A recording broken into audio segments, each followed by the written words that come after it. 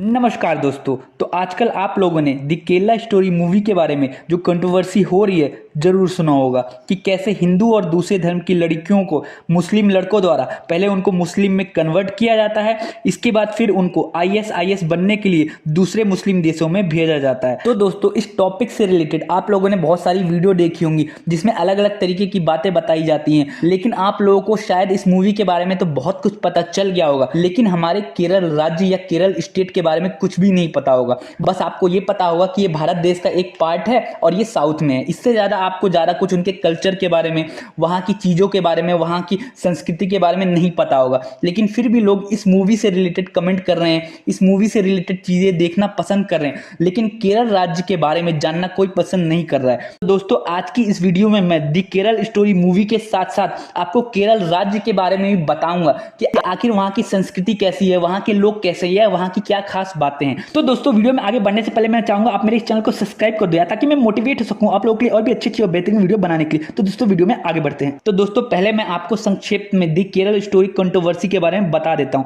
तो दोस्तों जैसे कि मैंने आप लोगों को बताया, तो दोस्तों जैसे कि ये मूवी दावा करती है कि केरल में बहुत सारी हिंदुओं और दूसरे धर्म की लड़कियों को पहले उनको मुस्लिम में कन्वर्ट किया जाता है, उसके बाद उनसे शादी की जाती है और फिर उसके बाद उनको गलत तरीके से आईएस बनने के लिए दूसरे मुस्लिम देशों में भेजा जाता है। तो दोस्तों इसके अलावा ये मूवी ये भी दावा करती है कि केरल से अलग अलग धर्मों की 32,000 से भी ज्यादा लड़कियों को मुस्लिम में कन्वर्ट किया गया, उनसे गलत तरीके से शादी की गई और फिर इसके बाद उनको दूसरे देशों में भेजा गया। तो जो ये आंकड़ा दिया हुआ है 32,000, इसी बात को लेकर मेन कंट्रोवर्सी हो रही है, क्योंकि जो लोग इस मूवी का विरोध कर रहे हैं वो भी कहीं ना कहीं मानते हैं कि हिंदू लड़कियों और दूसरे धर्म की लड़कियों के साथ कहीं ना कहीं छोटे लेवल पे ये चीजें हुई हैं, उनको पहले मुस्लिम में कन्वर्ट करके और फिर दूसरे देशों में भेजा गया है। बट इसकी जो संख्या है वो बहुत ही कम है, जैसे 10-15 या 100-200 इतनी ही संख्या है। लेकिन जो इस मूवी में दिया हुआ आंकड़ा है वो बहुत ज्यादा फेक है, ऐसा दूसरे लोग बोलते हैं जो इस मूवी का विरोध कर रहे हैं। तो दोस्तों यही मेन मुद्दा है कंट्रोवर्सी का, जो ये आंकड़ा है।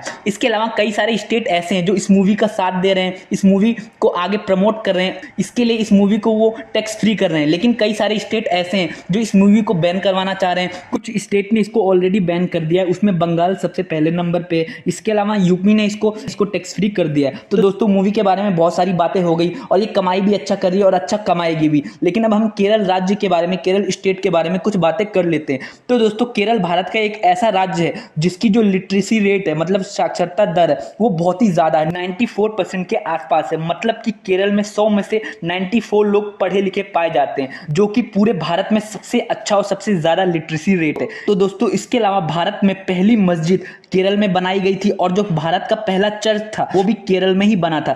जो भारत के केरल में सबसे पहली मस्जिद बनी थी उसका नाम था मलिक दीनार, और जो भारत का सबसे पहले चर्च जो कि केरल में बना था उसका नाम था थॉमस कैथोलिक चर्च। तो दोस्तों इसके अलावा केरल भारत का एक ऐसा राज्य है जहां के हर एक गांव में स्कूल और अस्पताल है। मतलब कि केरल में ऐसा कोई गांव नहीं है जहां पे कोई अस्पताल और स्कूल ना हो। इसकी वजह से पूरे भारत में केरल ही एक ऐसा राज्य है जहां पे बच्चों के मरने की दर बहुत ही कम है। मतलब कि वहां पे इतने ज्यादा हॉस्पिटल हैं जिसकी वजह से वहां का जो डेथ रेट है वो भी कम है। और इसके अलावा आप लोगों ने एक बात और नोटिस करी होगी कि भारत में लगभग जितने भी बड़े बड़े हॉस्पिटल हैं या नर्सिंग होम है, वहां पे केरल राज्य से आने वाली नर्स जरूर होंगी। तो दोस्तों इसके अलावा नेशनल जियोग्राफी चैनल द्वारा केरल को 10 खूबसूरत राज्यों में शामिल किया गया है पूरी दुनिया में, वो भी। तो आप अंदाजा लगा सकते हैं कि केरल में कितनी ज्यादा हरियाली और कितनी ज्यादा खूबसूरती है। आप लोगों ने केरल से रिलेटेड बहुत सारी मूवी देखी होगी और इसके अलावा केरल के कुछ सीन देखे होंगे, तो आप देखते होंगे वहां पे कितनी हरियाली है, वहां का वेदर बहुत अच्छा है। वहां पे ज्यादातर वैसे बरसात होती रहती है, लेकिन इस वजह से वहां पे हरियाली, वहां पे पेड़ पौधों की संख्या बहुत ही ज्यादा है। तो दोस्तों आजादी से पहले इस राज्य का नाम केरल नहीं था, इस राज्य का नाम था त्रावणकोर, जो कि बाद में आजादी के बाद कई और छोटे छोटे राज्यों को मिला के इसका नाम केरल रखा गया। इसके अलावा आजादी से पहले इस राज्य की स्थिति बहुत ही ज्यादा खराब थी। यहाँ के लोग बहुत गरीब हुआ करते थे, लोगों के पास ज्यादा पैसा नहीं होता था। यहाँ तक कि जो बेसिक नीड होती है लोगों की, जैसे चावल रोटी, उसके लिए भी उनके पास पैसे नहीं होते थे। तो इन सारी चीजों को देखते हुए भारत की जो पूर्व प्रधानमंत्री इंदिरा गांधी है, उन्होंने एक बात कही कि जब तक वो केरल राज्य की बेसिक नीड चावल उसकी पूर्ति नहीं कर देती, मतलब हर लोगों को चावल नहीं मिल जाता, वो उस टाइम तक चावल नहीं खाएंगी, और उन्होंने ऐसा कर भी दिखाया। और केरल राज्य के लोगों ने भी इस चीज में बढ़ चढ़ के भाग लिया और अपनी राज्य की तरक्की के लिए बहुत अच्छे अच्छे काम किए, और वहां की गवर्नमेंट ने भी बहुत अच्छा काम किया। और आज केरल एक ऐसा राज्य बन चुका है जो कि भारत के उन राज्यों में आता है जहां पे चावल की सबसे ज्यादा खेती की जाती है, और आज वहां का जो मेन फूड है वो चावल बन चुका है।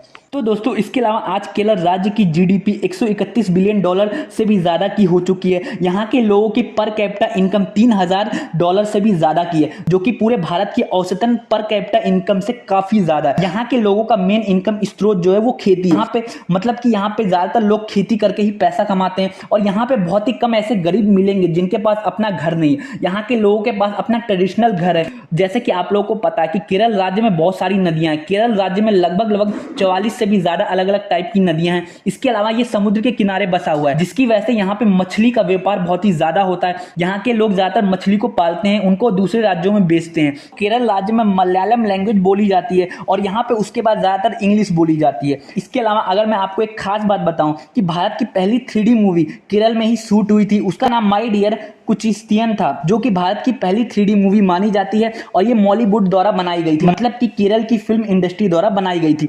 इसके अलावा अम्मा अरियन भारत की पहली मूवी है जिसका प्रोडक्शन जनता के पैसे द्वारा किया गया था, मतलब कि इस मूवी को बनाने के लिए जनता से पैसे कलेक्ट किए गए थे, उसके बाद ये मूवी बनी थी। तो दोस्तों, अगर यहाँ की संस्कृति की बात करें तो यहाँ के लोग अपनी संस्कृति को बहुत ज्यादा फॉलो करते हैं, अपने ट्रेडिशन को बहुत ज्यादा फॉलो करते हैं। दुनिया के सबसे अमीर और भारत देश के सबसे अमीर मंदिर भी यहीं पाए जाते हैं। यहाँ पे कुछ मंदिरों के पास इतना पैसा है कि वो कुछ देशों की जीडीपी के बराबर है।